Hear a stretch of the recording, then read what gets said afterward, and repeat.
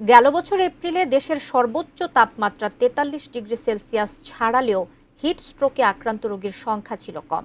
তবে এবার এর চেয়ে কম তাপপ্রবাহেও মানুষ হিট স্ট্রোকে বেশি আক্রান্ত হতে পারেন বলে আশঙ্কা আবহাওয়াবিদ ও জনস্বাস্থ্য বিশেষজ্ঞদের।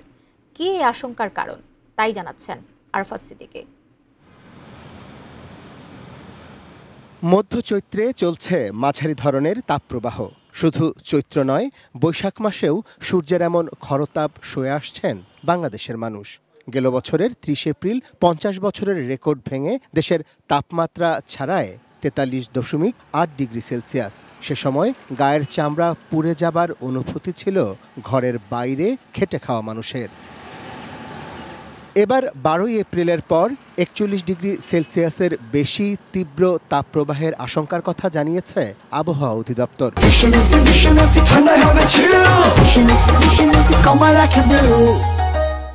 সে সময় বাতাসে আর্দ্রতাও থাকবে বেশি। এ মাসে ২ থেকে ৪টি মৃদু বা মাঝারি ধরনের এবং ১ থেকে ২টি তীব্র তাপপ্রবাহ বয়ে যেতে পারে। সেখানে মৃদু হচ্ছে ৩৬ থেকে ৩৮ এবং মাঝারি হচ্ছে ৩৮ থেকে ৪০ এবং তীব্র যেটা ৪০ থেকে ৪২ ডিগ্রি। স্বাস্থ্যবিদদের মতে বাতাস শুকনো বা আর্দ্রতা কম থাকলে মানুষের শরীর সর্বোচ্চ ৫৪ ডিগ্রি সেলসিয়াস পর্যন্ত তাপমাত্রা সহ করতে পারে।